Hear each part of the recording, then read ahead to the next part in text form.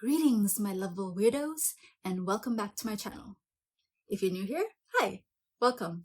I'm Tilly, and you can follow me on Instagram at TillyCXZ to get updates on this channel, or at MatildaCXZ if you're curious about my life outside of YouTube. Now, if you've been here before but you missed yesterday's video, you might be wondering, what's this?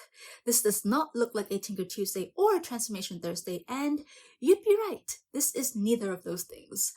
As I explained in yesterday's vlog, this is an idea for a new series that I've been toying with for a while. So like I said, this is going to be a new series where I explore the paranormal, the supernatural, the alleged true stories that have inspired pop culture. I'm thinking of calling it Spooky Sundays, but I don't know, I'm still a bit on the fence about that name. If you have a better suggestion, feel free to leave that down in the comments below, or if you feel like Spooky Sundays is a great name, go ahead and let me know. Reaffirm my decision. So let's just jump straight into it. For the very first episode, I thought it'd be cool to start close to home and talk about one of Singapore's most famous haunted locations, and that is Old Changi Hospital. Warning: the following presentation contains references to the paranormal, torture, murder, war crimes, and human rights violations. Viewer discretion is advised. Look at a map of the world and try to find Singapore. It's a teeny tiny island, usually depicted by a star or a little red dot at the southernmost tip of the Malay Peninsula. It's bordered by the Strait of Malacca to the west, the Singapore Strait to the south, the South China Sea to the east, and the Straits of Johor to the north, making the island naturally and perfectly situated to influence the flow of sea trade throughout the region. Of course, this meant that competition for control of the island was fierce. In the 14th century, Singapore, which was at the time known as Temasek, was a trading port that flip-flopped between Javanese and Siamese control. By the time the 16th century rolled around, Singapore would see the start of centuries of European colonialism, starting first with the Portuguese, then the Dutch, and then finally the British. Under British rule, Singapore would become what Winston Churchill affectionately called the Gibraltar of the East. In 1921, it was announced that the construction of a large naval base would begin, and by the time it finally opened in 1938, it held the record at the time as being the world's largest dry dock, the third largest floating dock, and had enough fuel tanks to support the entire British Navy for 6 months. So, safe to say, there was a huge military presence on the island, and it wasn't just limited to the Navy. In 1935, the buildings that would eventually be known as Old Changi Hospital were built. They were originally built as blocks 24 and 37 of a military barracks that were meant to house the Royal Engineers of the British Royal Air Force that were based at Changi. It wasn't until 1947 that it was commissioned as the Royal Air Force Hospital. The hospital had a reputation for being modern and for the quality of its equipment, and it also had a really good maternity ward. The hospital ended up switching hands several times when the Royal Air Force left Singapore in 1971. It first became the ANZ UK Hospital, then the UK Military Hospital, and then the Singapore Armed Forces Hospital when Singapore finally gained its independence from the British. And then finally, in 1976, it merged with the Changi Chalet Hospital down the road to become simply Changi Hospital. It would retain its name for 20 years until the new Changi Hospital opened in 1998. This hospital was far more accessible, and so Old Changi Hospital eventually shut its doors for good. The buildings would sit empty for a few years until the early 2000s when strange stories started appearing online on the site called Hongzai, claiming to be true encounters of ghostly entities at the abandoned hospital. Now, this site looks a lot like a local version of creepypasta, so take these claims with a grain of salt. Now, it's not surprising that there'd be ghost stories about an abandoned hospital. I mean, accounts of how healthcare used to be and how patients used to be treated can be terrifying. Look at Waverly Sanitorium in Kentucky, USA, where tuberculosis patients allegedly had their ribs and chest muscles removed to aid in lung expansion. And when those treatments didn't work and the patients passed away, they were apparently transported down this 500-foot-long body chute onto waiting trains that would take them away. Or look at Ararat Lunatic Asylum in Victoria, Australia, where an alleged 13,000 people died during the 130 years it was in operation. So hospitals sometimes can have a dark past, and Old Changi Hospital had a bloody past of its own. Now, remember when I said that the buildings were originally built in 1935 as military barracks and it didn't become a hospital until 1947? Now, can we remember what significant world event took place between those dates?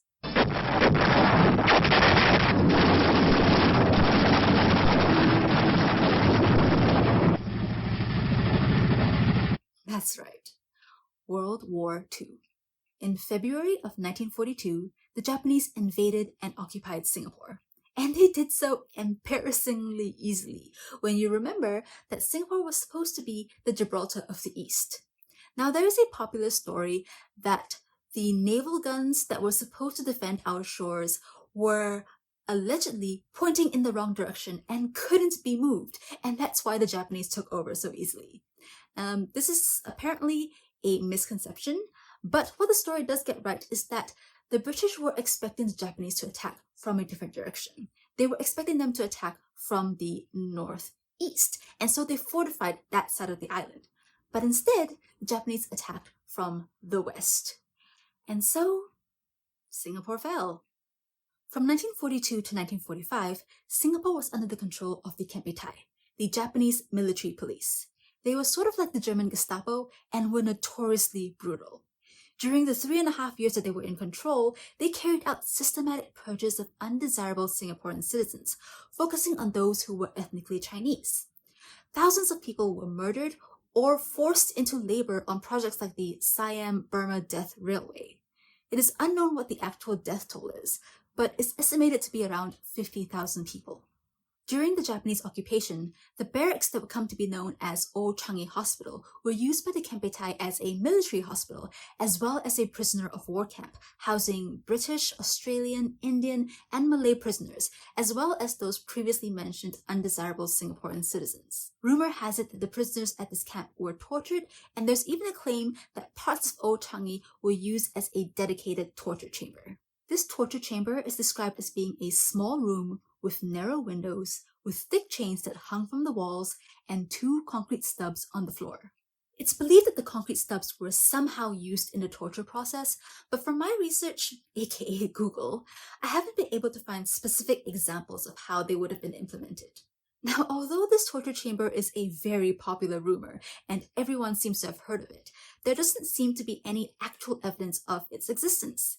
But it's not surprising that people are so ready to believe in a secret Japanese military police torture chamber, because it's a well-known fact that the Kempeitai did torture their prisoners. An Australian prisoner of war, Lieutenant Rod Wells, who was held at the Sandakan prisoner of war camp in Borneo, gives this account of his treatment under the Kempeitai.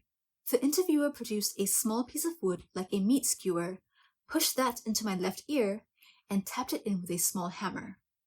I think I fainted sometime after it went through the drum. I remember the most excruciating sort of pain, and I must have gone for some time because I was revived with a bucket of water. Eventually it healed, but of course I couldn't hear with it. I have never been able to hear since. Knowing this, it's not surprising that most of the ghostly encounters at Old Changi Hospital have been described as loud, unexplainable noises, as well as the screams of people who have allegedly died there. There have also been accounts of sightings of shadow people that appear during the day and night, as well as the bloody apparitions of soldiers who wander up and down the abandoned halls. Some have also claimed to have seen a young boy who simply sits and stares off into space. Now, most of the paranormal activity seems to be centered around the now demolished mortuary and A&E department, as well as the operating theater, which is still standing today. But the most famous sighting at Old Changi Hospital would have to be that of a nurse who allegedly let a wounded soldier die under her watch. And that is because there is apparently both photographic and video evidence of this ghostly nurse. In December of 2015, Instagram user Mohobos first uploaded this picture. It looks pretty unassuming, but some eagle-eyed followers soon noticed something in the background. Zoomed-in screenshots of what appears to be a ghostly white figure were uploaded to Twitter, where it went viral. Locally. And then, in February of 2017, Pankari Entity Crew uploaded this video clip to Facebook. Although it's hard to make out exactly what we're seeing in both the photo and the video clip, some have claimed that the figure appears to be a woman who's wearing an old nurse's uniform. What do you guys think? I mean, there's obviously something there in both the photo and the video, but is it an old-timey, ghostly nurse? According to the lore behind Old Changi's ghost nurse, the incident that led to the soldier's death apparently took place during the Japanese occupation. Now, it's unclear if the soldier died because of the extent of his wound or if it was due to intentional negligence on the part of the nurse. Either way, the story goes that the soldier's family blamed the nurse for his death, and so they tracked her down and killed her in revenge. For full disclosure, I should point out that Mohobos, who first uploaded that photograph, has since deleted his post.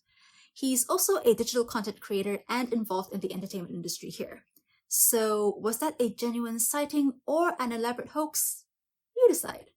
Since its closure, Old Changi Hospital has been the inspiration for numerous local television series, and even one of Universal Studios Singapore's haunted houses back in Halloween of 2016. The abandoned hospital itself is a really popular filming location, and was the setting for the 2010 found footage documentary Haunted Changi. You know a place has made it as a legit haunted location when it has a movie made about it.